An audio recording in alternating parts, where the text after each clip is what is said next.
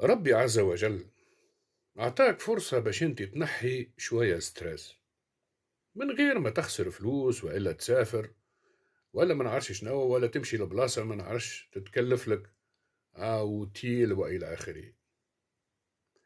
أعطانا التيك توك، واحد يروح من الخدمة ينحي شوية ستريس وبعد يخدم على روحه والسلام عليكم. اش تعمل انت تجينا في التيك توك تحكي لنا على الخدمة،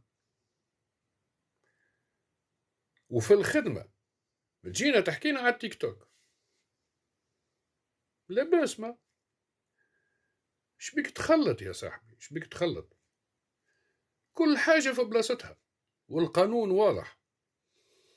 أراه في مكان عمل ممنوع باش انت أصلا تخرج عن موضوع الخدمة، هذايا في القانون.